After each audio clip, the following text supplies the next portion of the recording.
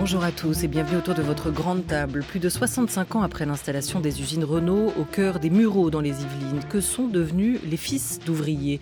Qu'est-ce qui rythme aujourd'hui le quotidien des habitants de cette banlieue populaire? Manon Hoth a fait un livre enquête et un film urbain qui sort en salle demain. La réalisatrice et chercheuse en sciences sociales nous rejoindra pour en parler après le journal de Thomas Cluzel. Mais d'abord, vue chez Robert Guédiguian, Christophe Honoré, Valérie Donzelli, Claude Miller ou encore François Ozon. La nouvelle amie du cinéma français est à l'affiche d'Alice et le maire de Nicolas Pariser, présenté à la quinzaine des réalisateurs à Cannes et en salle mercredi prochain, le 2 octobre. Anaïs de Moustier et surtout tout de suite notre invitée à écouter sur France Culture ou plus tard, si vous le souhaitez, sur franceculture.fr.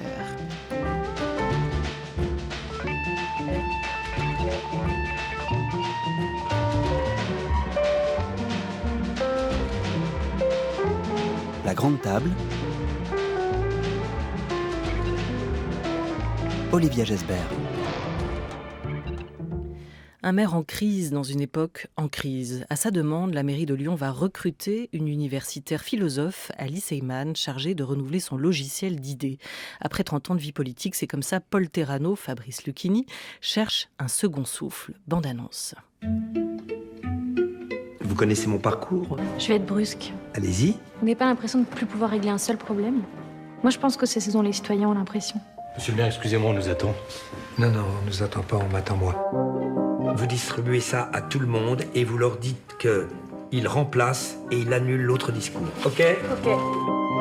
Ton nouveau bureau crée un énorme scandale à la mairie. Un scandale? Il y a même une pétition qui circule. Il faut rester modeste. Pas de mégalomanie, pas de gigantisme. Ça va les notes, ça va les notes. Je fais pas un cours sur Spinoza. Alice Eyman, est-ce qu'elle prend des notes? Elle prend pas de notes. L'influence que tu as sur lui, il faut qu'elle cesse. En fait, t'es en train de me dire qu'il doit nous arrêter de penser, c'est ça? Je suis désolée, mais le jeu n'est plus le même. Et je te remercie, Alice. Alice, on va écrire tous les deux le discours de ma vie. Bonjour à vous, Anaïs de Moustier. Bonjour. Est-ce que ce film vous a réconcilié avec la politique ou est-ce que l'entente était déjà bonne avant même le tournage? Disons que le film a confirmé une sorte de désarroi dans lequel j'étais vis-à-vis de la politique, vis-à-vis de, je dirais, du théâtre politique surtout, parce que c'est vrai que en tant que citoyenne, je trouve qu'on entend beaucoup parler de la politique sous ces aspects un peu théâtraux, justement. Et j'aimerais, moi, entendre des paroles qui soient plus... qui surnagent un peu, des paroles d'hommes politiques qui soient fédératrices et encourageantes et qui nous rassemblent. Et je trouve que ça manque un peu. Et le personnage du film, Alice, est dans une sorte de curiosité vis-à-vis de ce monde-là. Elle entre à la mairie de Lyon, elle connaît très peu ce milieu-là, et elle le découvre. Elle le découvre de l'intérieur, ce que j'ai fait à travers elle. Elle le découvre à travers tout son personnel politique, celui de cette mairie, de cette municipalité. Le film a d'ailleurs été tourné à Lyon et c'est la mairie de Lyon qui est aussi représentée dans Alice et le maire de Nicolas Pariser. Mais elle le découvre surtout à travers un homme qui est le maire de Lyon, interprété par Fabrice Lucchini. Il est un peu old school, mais est-ce qu'il donne quand même plutôt une bonne image pour vous de la politique? On sent une sincérité dans cette action qu'il mène depuis plus de 30 ans à la tête de la municipalité. Oui, je trouve que il est regardé déjà par le metteur en scène Nicolas Pariser avec beaucoup de bienveillance, pas vraiment de surplomb. Et c'est vrai qu'on assiste à un homme qui perd les pédales, en fait, qui n'y arrive plus et qui le dit assez sincèrement, qui dit je tourne à vide, je n'arrive plus à penser. Et le film raconte le conflit qu'il peut y avoir entre l'action et la pensée. Et à force d'être dans l'action, la tête dans le guidon, pour le dire un peu vulgairement, il n'arrive plus à réfléchir. Et c'est vrai que la manière qu'a Lucchini d'endosser ce personnage-là et de le montrer avec à la fois ses limites et en même temps ses ambitions, parce que c'est un homme qui dit avoir tout consacré à la politique, avoir une sorte de vocation, c'est vraiment un homme volontaire. Simplement là, il est à bout de course. Oui, Alice Elmer, elle mérite à la fois de nous faire ressentir les limites de l'action municipale et en même temps peut-être aussi d'en cerner les possibles. Il y a cette scène, ce dialogue vraiment compliqué et en même temps très drôle entre le maire et une artiste qui est travaillée, elle, par l'ère de l'Anthropocène dans laquelle on est entré. Et on sent que c'est vraiment un dialogue de sourds, que les deux ne peuvent pas se comprendre. Oui, le film joue avec des espèces de comiques de situation. Effectivement, il y a des dialogues qui ne peuvent pas... il y a des gens qui ne peuvent pas s'entendre, qui ne peuvent pas se comprendre. Elle est idéaliste, elle aimerait que cet homme qui représente sa ville puisse l'aider, puisse changer les choses. Et elle est face à une sorte de mur, en fait, puisque lui n'a pas du tout de place dans son action municipale pour ces questions-là. Invité des Matins de France Culture au moment de Cannes, Nicolas Pariser disait justement, pas tous pourris. Ce qu'il voulait dire, c'était que notre démocratie est fatiguée. On l'écoute. Il y a une tradition, je pense aux États-Unis, de séries un peu cyniques, voire un peu de droite, comme House of Cards, effectivement. Et puis il y a aussi une grande tradition de films politiques, disons, pour le dire vite, rooseveltiens, que ce soit les films de Capra ou jusqu'à la série à la Maison Blanche. Et moi, disons, en tant que Français, j'avais plutôt envie de m'inscrire dans une logique rooseveltienne que dans une logique... Une logique rooseveltienne. Oui, disons, une logique de gauche, une logique où on croit encore un peu... on ne croit pas que le cynisme est fondamentalement la fin et les moyens et de tout acte politique, de toute... voilà, que les hommes et les femmes dont le métier est de faire de la politique ne sont pas tous forcément des monstres ou voilà. Voilà, il y a un côté assez optimiste, effectivement, dans ce film qui, vrai. à la fois, acte la rupture réelle entre le monde intellectuel et les politiques, avec cette idée que les communicants ont pris le pouvoir et ont pris la place et les mots des sachants. Mais c'est aussi un film qui tente, à travers ce binôme, de réconcilier ces deux sphères, celle de l'action et celle de la réflexion. Est-ce qu'ils y parviennent l'un et l'autre dans ce dialogue qu'ils ouvrent ensemble? Ah oui, moi j'ai l'impression qu'ils y parviennent complètement.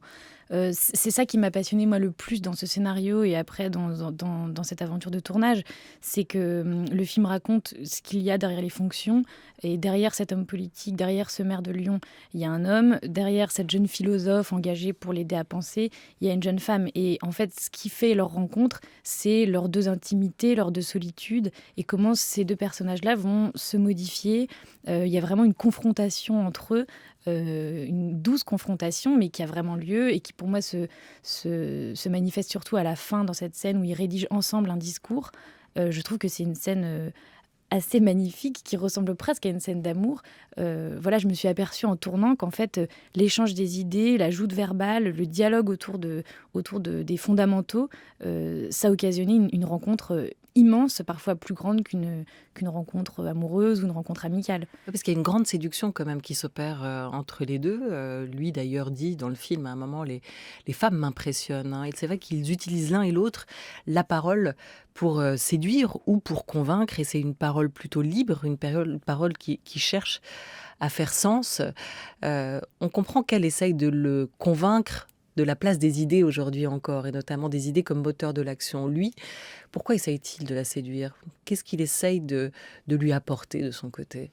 Ah, ça c'est très étonnant parce que c'est une chose que je me suis pas interrogée là-dessus puisque j'ai pensé à mon personnage et à ce qu'elle percevait de lui. Alors ça marche. Ses motivations elle est quand même elle fascinée par lui. Oui, elle est fascinée par lui. Elle est admirative et elle est respectueuse de son travail. Elle sent qu'il a envie de bien faire. Elle voit qu'il a des limites, mais et surtout, elle perçoit qu'il l'entend et qu'il l'écoute. Elle met du temps à l'atteindre, parce qu'au départ, en fait, on lui dit « Écoute, voilà, ta mission, c'est de travailler aux idées, tu vas devoir travailler avec le maire. » Et elle s'aperçoit que le maire est quasiment insaisissable. Elle n'arrive même pas à avoir un entretien avec lui.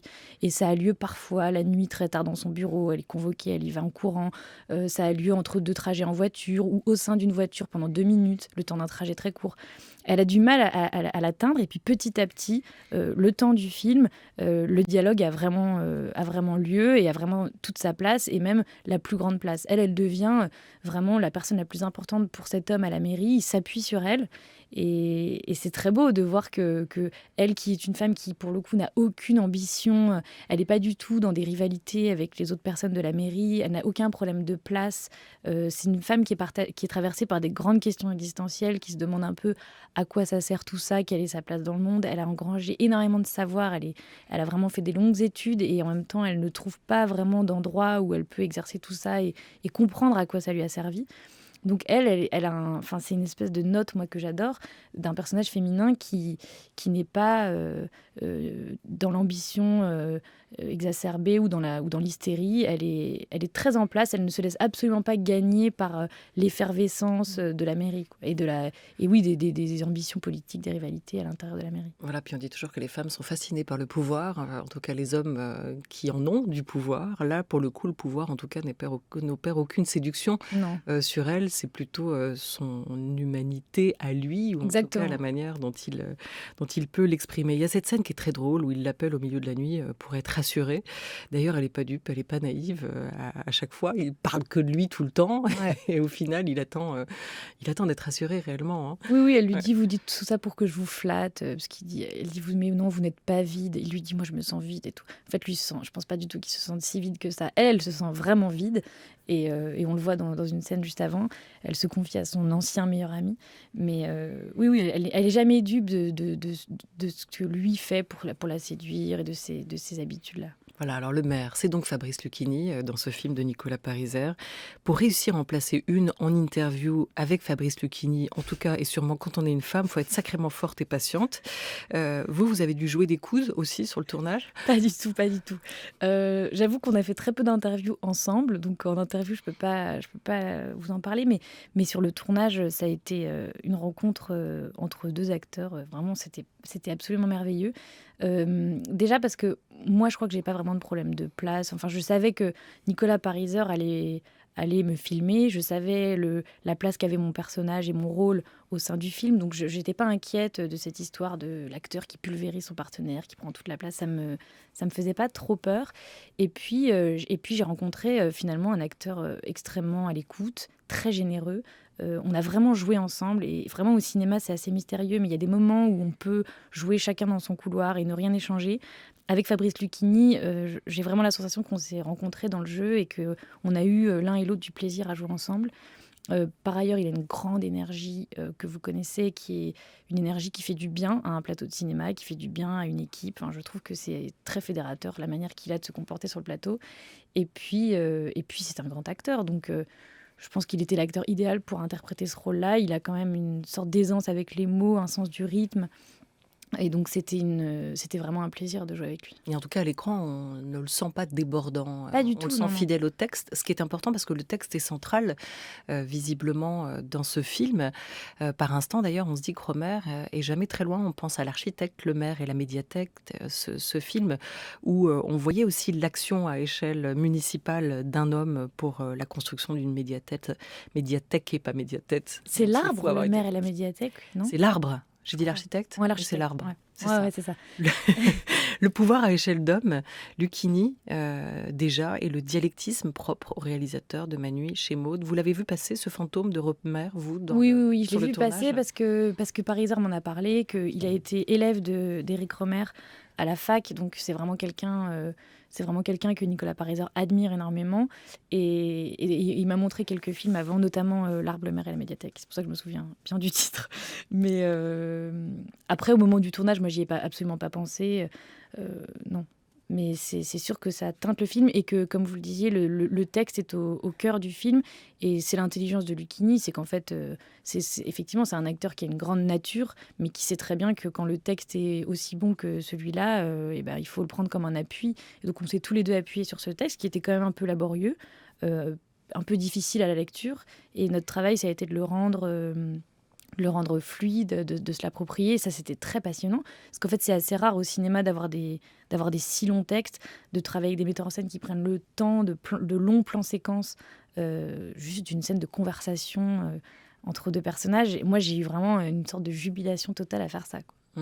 C'est-à-dire que c'était un texte où les mots que Nicolas Pariser vous mettait en bouche, qui vous convenaient bien, aussi dans les raisonnements que vous aviez à tenir sur ce plateau. dans ce rapport à la vie qui était aussi proposé à travers de nombreux auteurs, parce qu'elle elle commence par une première note sur l'humilité, sur la modestie qu'elle propose effectivement au maire, puis après elle entre avec lui dans toute une réflexion sur ce que peut être le sens de l'action politique à travers des textes de philosophes, d'auteurs qui ont compté pour elle, ou d'écrivains d'ailleurs comme Rousseau, dont elle lui fait le cadeau. Ouais, non, mais c'est vrai que c'était... Il y a toujours une sorte de mise en abîme quand on travaille avec un acteur, et moi c'est vrai que j'ai été curieuse de Fabrice Lucchini, au même titre qu'Alice a été curieuse de cet homme, le maire, et effectivement, voir Fabrice Lucchini, qu'on connaît comme étant si à l'aise, dire en fait je tourne à vide, je n'y arrive pas, pour moi c'était intéressant. Lui faire une note sur la modestie, pour moi c'était intéressant. Enfin, il y avait plein de ponts effectivement entre la vie, le tournage et le film. Alice Eyman et Paul Terrano, c'est vous, Anaïs de Moustier, et Fabrice Lucchini, duo à l'écran dans Alice et le maire, un film qui sort en salle mercredi prochain, ce sera le 2 octobre. Un autre duo maintenant avec peut-être d'ailleurs un des rares duos du rock français. Ce week-end, soirée-concert, Catherine Ringer chante les Rita Mitsouko et c'est à la Philharmonie de Paris.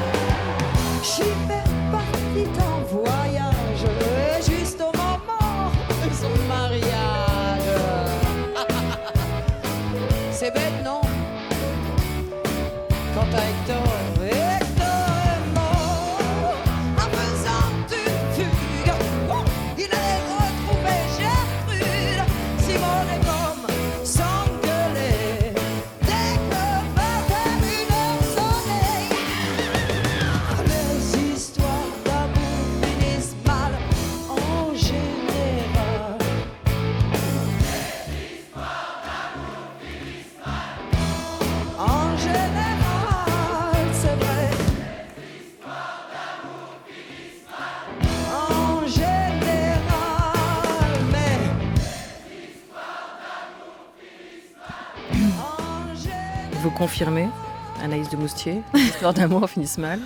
Écoutez, j'ai encore un peu d'espoir quand même, mais ça peut arriver, il paraît. Marcia Baila, Andy, c'est comme ça, ou encore les histoires d'A, comme la Catherine Ringer, sera sans Fred Chichin, mais avec ses musiciens pour fêter 40 ans après la naissance, les Rita Mitsouko, ce groupe donc qu'elle avait co-formé. Midi 20 sur France Culture avec l'actrice d'Alice et le maire, Anaïs de Moustier. France Culture, la grande table, Olivia Gesbert.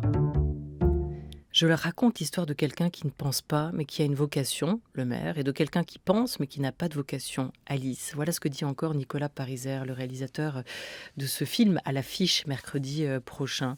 Est-ce que dans la vie, vous Vous êtes de quel côté? Plutôt de ceux qui ne pensent pas mais qui ont une vocation, ou de ceux qui pensent mais qui n'ont pas de vocation? Non, plus sérieusement, vous avez commencé ce métier d'actrice, de comédienne avec le sentiment d'avoir une vocation très forte. Oui. Ou c'est arrivé comme ça? Oui, non. J'ai commencé ce métier à un moment où il n'est pas encore question de formuler une quelconque vocation. J'avais 13 ans et j'ai fait un film avec Michael Haneke qui m'a fait plonger dans le cinéma pendant 2 mois et demi. Le tournage avait lieu en Autriche. Je jouais la fille d'Isabelle Huppert dans ce film. Il y avait Béatrice Dalle, il y avait Patrice Chéreau, Maurice Bénichou. Enfin, je me souviens de tout un tas d'acteurs que j'ai pu observer travailler. Et là, après ce tournage-là, est née ma vocation. Même si ça me paraît un grand mot, mais c'est vrai que j'ai formulé très clairement que j'avais envie de continuer à faire ça. Et vous continuerez toujours? Ou est-ce que vous vous dites ça peut arrêter demain et vous prévoyez ce que vous pourriez être autre ou faire d'autre si jamais ce métier, cette vocation n'allait pas jusqu'au bout? Ah oui, je prévois quasiment tout le temps d'arrêter. Enfin, que ça sera le dernier film, que peut-être soit les gens voudront plus de moi, soit bon, au bout d'un moment, ça va m'ennuyer. Donc j'ai toujours en tête l'idée d'un autre métier, de quelque chose d'autre qu'il faudrait que je fasse, mais c'est comme une sorte d'idée abstraite, puisque concrètement, je ne sais pas ce que je saurais faire d'autre. Mais c'est toujours dans un coin de ma tête. Peut-être que ce doute fait partie de ma fonction d'actrice. Au bout d'un moment, je commence à me raconter ça comme ça, en fait. J'ai l'impression que... J'ai entendu quand même pas mal d'acteurs dire ça. J'ai tourné avec Benoît Poelvoorde dans le film de Quentin Dupieux. Il dit ça y est, j'arrête, j'ai fini. Mais pour moi, c'est impossible que Poelvoorde arrête de faire l'acteur. Donc voilà, après, peut-être que le métier a en lui des choses qui, moi, me donnent envie d'essayer d'autres métiers. Parce que le côté... en fait, moi, j'aimerais être moteur de certaines choses, un peu plus. Et c'est vrai que la fonction d'actrice, c'est quand même une fonction où on est quand même tout le temps soumis au désir des metteurs en scène. Moi, je pense qu'au fond de moi, très caché, il y a des envies d'écriture, des envies de diriger des choses, diriger des projets. Mais pour l'instant, rien de concret. Alors pour l'instant, ces désirs des metteurs en scène sont assez variés. Ça va de la comédie à des films plus classiques, plus sérieux, des rôles que vous avez pu interpréter. Vous avez cité Quentin Dupieux, ou encore on pourrait parler de Jérôme Bonnel avec À 3 on y va.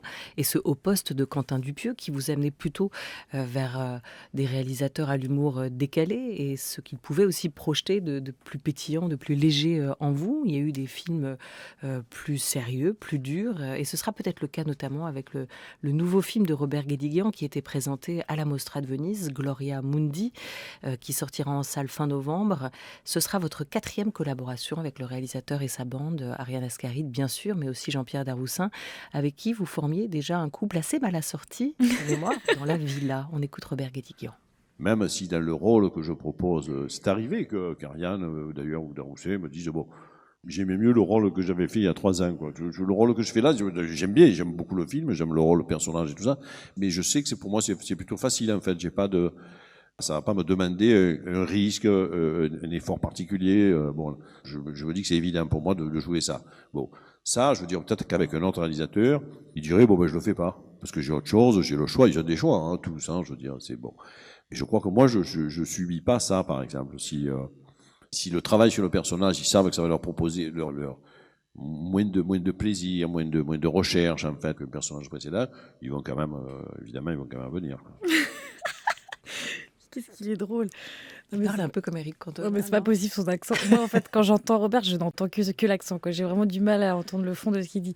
Mais non, mais c'est magnifique cette musique. Qu'est-ce qu'il dit? Il dit en gros, les gens, ils veulent venir. Il n'y a pas de problème, ils vont venir. Bah oui, il a raison, c'est vrai. Moi, je vais venir. C'est-à-dire que si Robert m'appelle, j'y vais. Ouais. C'est vrai qu'il n'y a pas vraiment de doute. C'est une famille d'acteurs. Mais on y va parce que c'est des familles et qu'on est content de les retrouver, ou est-ce qu'il parvient vraiment à vous surprendre à Et moi, chaque il fois parvient à me surprendre. Voilà, à l'inverse de ce qu'il dit dans cet enregistrement, moi, à chaque fois, il me surprend. C'est-à-dire me demander d'être la femme de Jean-Pierre Daroussin, alors que j'ai joué 2 fois sa fille. Déjà, c'était très étrange pour moi. J'avais vraiment l'impression de faire un inceste. Et puis là, dans le dernier film qui sortira, donc Gloria Mundi, fin novembre, encore une fois, je me suis dit, mais comment fait-il pour penser à moi pour ce rôle-là? C'est une fille extrêmement noire, très dure, très agressive, avec vraiment une colère assez sortie. Et c'est une chose que j'avais jamais jouée avant. Donc j'étais ravie que Robert me propose ça. J'ai eu beaucoup de plaisir à le faire. Et donc, il me surprend. Vous parliez de la projection des désirs pour un réalisateur, c'est-à-dire de la manière dont il vous perçoit, ou vous voit, de la manière dont ils auraient peut-être envie de vous voir. C'est étrange aussi, on imagine, de travailler avec son frère Stéphane de Moustier, qui vous a, là encore, débauché pour son prochain film, La fille au bracelet. Vous avez dit que c'était un film où vous avez le rôle d'une procureure, Oui. où vous endossiez la robe noire pour ce film-là. Mm. Ça, c'est ce qu'il voyait en vous, ou c'est ce que vous lui avez demandé? C'est un rôle que vous lui avez presque demandé de tricoter Ah sur non, mesure moi, pour j'ai vous, parce que absolument vous ne rien l'aviez pas demandé. encore testé. Non, j'ai vraiment rien demandé à mon frère. J'aurais jamais osé lui demander quoi que ce soit. Mais en tout cas, lui, il s'est dit, tiens, ça m'intéresse de proposer ce rôle-là à Anaïs parce qu'elle n'a jamais joué ça et qu'il pensait qu'un autre metteur en scène n'aurait pas évidemment pensé à moi pour ce type de rôle. Et il avait raison. Moi aussi, j'étais encore une fois très surprise et assez ravie d'aller sur un nouveau terrain. Effectivement, c'est une femme qui est avocat général et qui est extrêmement vindicative, véhémente, qui essaye de compenser un peu son jeune âge en faisant presque trop. Elle représente la société, hein, donc le procureur, il est là pour être vraiment à charge contre l'accusé et elle y va vraiment très fort. Donc encore une fois, c'était un nouveau terrain de jeu, pour moi très agréable, très surprenant. Et j'ai du plaisir parce que c'est vrai que quand on est acteur, il y a une image qui nous échappe, et une image de nous qui nous échappe. Et moi, j'ai été un peu contente là qu'il y ait des nouvelles portes qui s'ouvrent avec la comédie. Là, je vais tourner avec Antonin Perret-Jadkos, c'est encore un nouveau code de jeu qui m'intéresse beaucoup. Et Dupieux m'a beaucoup aidée, je crois, dans l'ouverture de cette porte-là. Et puis chez mon frère, chez Robert, dans des rôles de femmes plus dures, en fait, avec quasiment de la mauvaise foi. Et en fait, les personnages imparfaits, c'est très agréable à jouer pour les acteurs. Et du coup, à 30 ans et quelques jours... 32. Et des poussières. Vous avez l'impression que vous pouvez tout jouer? Ah non, pas du tout, jamais de la vie. Tout jouer, non, ça, je suis assez convaincue qu'il y a des rôles qui ne sont pas pour moi. Ça se choisit de manière très instinctive. Et puis oui, on ne peut pas faire l'économie de ce qu'on est. Donc, il y a des choses qu'on ne pourra jamais jouer, je pense. Vous les avez identifiées? Non, pas encore, j'y travaille. Mais puis ça dépend quand même toujours beaucoup du regard du metteur en scène, de qui va nous filmer. Parfois, on se sent très loin d'un personnage. Et puis, avec l'aide d'un metteur en scène, on se dit, ah là, en fait, sous son regard à lui, je vais pouvoir y aller. C'est assez mystérieux, mais je pense qu'on ne peut pas tout jouer. Alice et le maire est un très beau film et il sort en salle mercredi prochain, le 2 octobre. C'est avec vous et avec Fabrice Lucchini. Merci beaucoup à vous, Anaïs de Moustier, d'avoir été avec nous. Merci à vous. France Culture, l'esprit d'ouverture.